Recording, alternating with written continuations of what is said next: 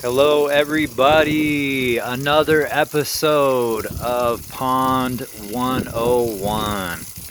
Well, definitely Pond 101 because I am learning. I am learning so much through this process of building a pond.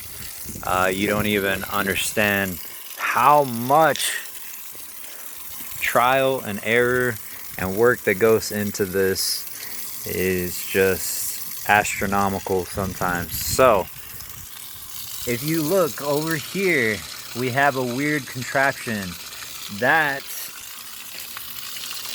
is in place because the 6 beautiful fish that I chose to go in this pond decided to go inside the skimmer box. So, I created a little DIY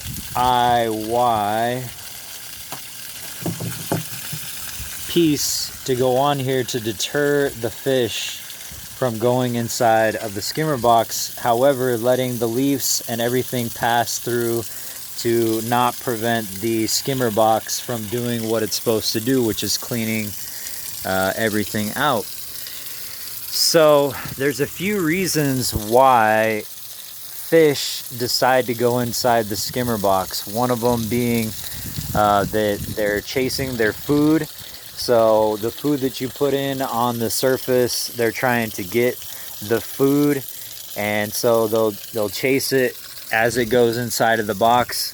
One of the things that we're gonna do is we're gonna put a feeder ring, which I am just going to basically go get a small hula hoop is the plan, and paint it black, and then tie a little fishing string to it and anchor it on the side so you don't see it, and then I'll be able to keep the food inside of that ring. So that's one of the solutions. Also, there was nowhere for these fish to hide. Okay, there was a couple places, and I think it was fine for the fish on that level, but they just ended up going inside the skimmer box. Also, the water was not as clear as I wanted it to be, and there was some sediment that was built up on the bottom, so I went ahead and drained the entire pond, cleaned it really thoroughly, and then now I'm filling the pond back up. So if you can see, it looks like a terracotta pot down in the bottom, but that's actually plastic. That's going to be one of the hiding spots for the fish down in the bottom. And then also, I went ahead and made another cave with a piece of sandstone that I had left. And I will just go ahead and walk this way to show you that there's an inside to that right there, that they can go in there and have a nice, really cool place to hide. And also, it's very important with the tilapia to have them have a breeding area. So they go in their little cave, and the reason why they need that is because the female, she hides inside the cave and wants to feel safe and take care of her little babies in her mouth. And if she doesn't feel safe, then she'll spit out the babies, and they won't survive very long without the mommy's help giving them food and everything from her mouth.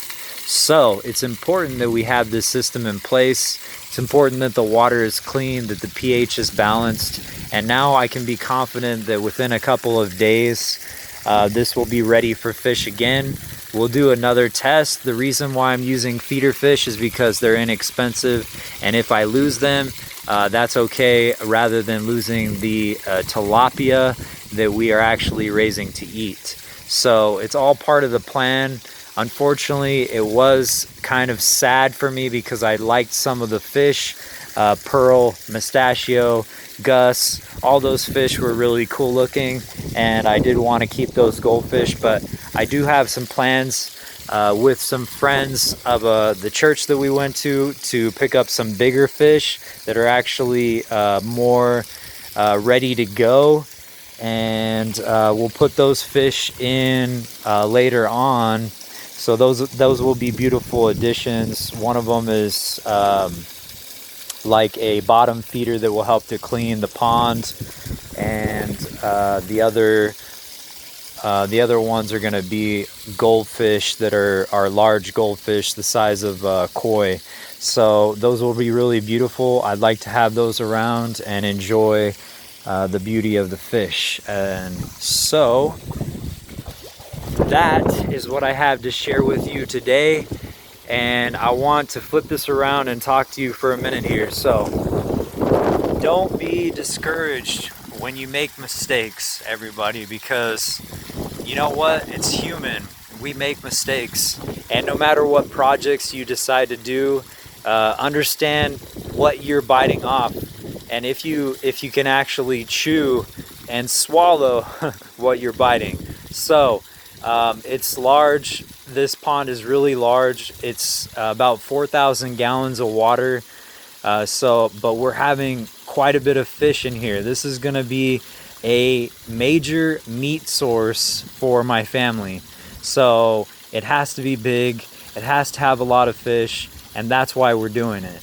So understand your project. Understand that it's okay to go in and experiment and learn all that you can from all the videos and knowledge that's out there, and don't make the same mistakes that other people have made. So learn from their mistakes. I hope you guys learn from my videos, learn from some of the DIY things that I've done. Take what you like, take what you don't, and discard it, and then find information that you do like and keep it. So I enjoy what I have done. I have found a great purpose to be sustainable, and I hope that you all can be sustainable as well and live a little bit better, live a little bit separated from all the commercial agriculture and everything that we have going on that's destroying the planet, and prevent waste. Be a conserver of water, of food, of resources. Recycle, reuse, reduce. Do all that you can to make this world a better place. I just want to share that with you guys. If you like my videos, subscribe, like, and share them with your friends. Thank you.